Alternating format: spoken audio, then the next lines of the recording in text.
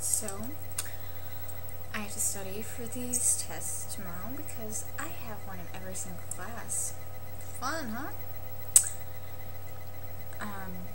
So I'm gonna explain it to myself, see if I can teach myself. I think it'll make it easier. Okay.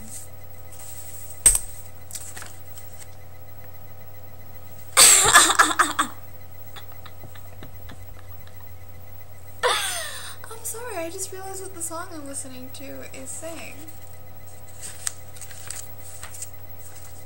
And it's really funny to me. I mean, to other people it probably wouldn't be funny, but to me it's funny. Okay, so for my anatomy test, first thing I need to know is about the cranial nerves. I think I only need to know 6 of them. The first cranial nerve is the olfactory nerve. It is sensory and it is your sense of smell. Wait. The second cranial nerve is your optic nerve. It's also sensory and it is for your sight.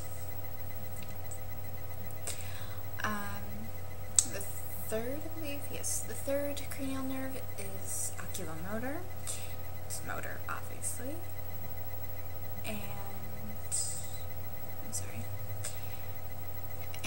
it controls your pupil size. Then I think it moves to the 8th cranial nerve, which is the vestibulocochlear nerve. It's sensory. It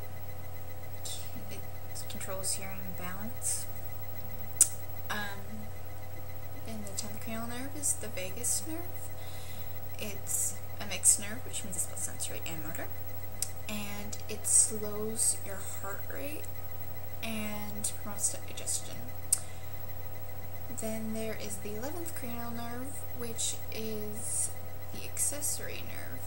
That's motor, and it trucks the shoulders.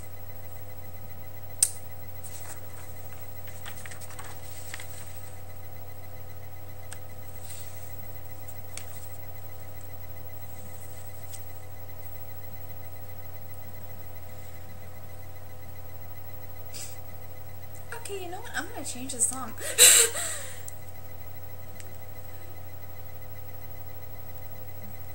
Don't care about your funny faces.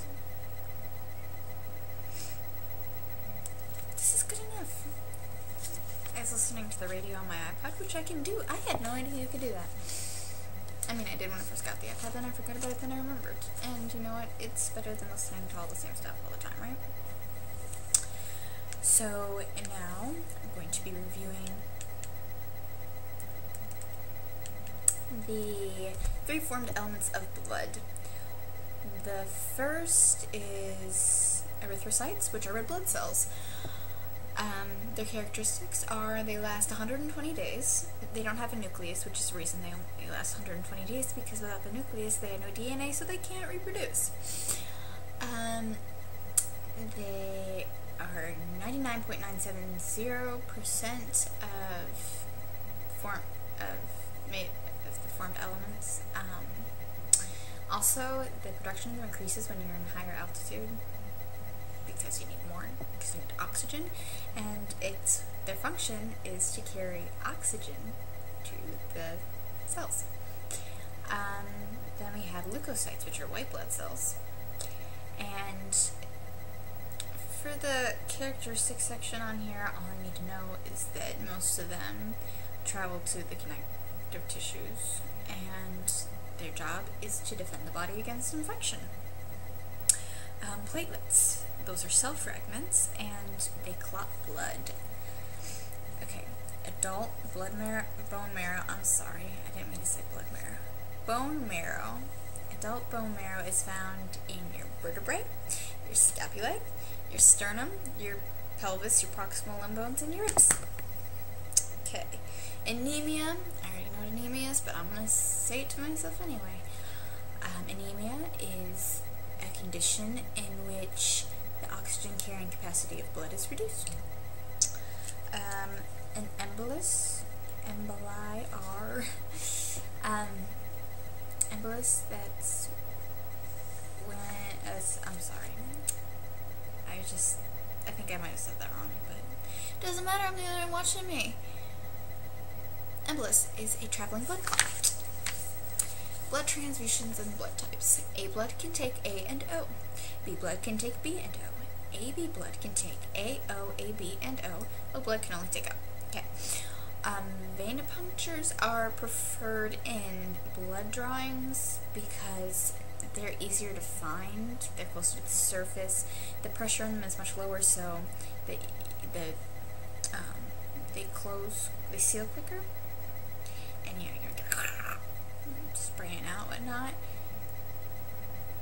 And I think that's it.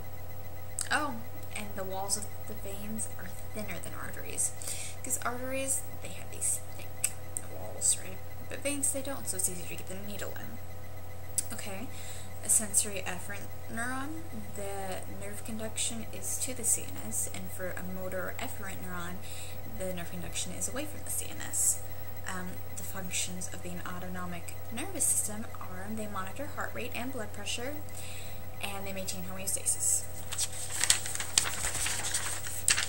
Okay, now the sympathetic division of the autonomic system.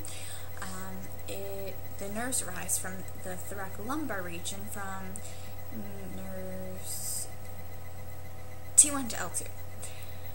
And their characteristics are they initiate the fight and flight response in stressful situations, and something parentheses on here says stressed out. Physiological responses are the increase of heart rate, blood pressure, respiration, and sweating. Respiration and perspiration. And your pupils dilate. I guess it's for further away vision, so you can see where to escape, where to run. I have no idea. The postganglionic fibers. Oh, I get it now. Okay. It releases norepinephrine, so that means it's adrenergic, and they're mostly, they mostly have excitatory effects. Yeah, effects are usually excitatory. And the parasympathetic division, that's the craniosacral region. Their characteristics are that they have their restoration, recover,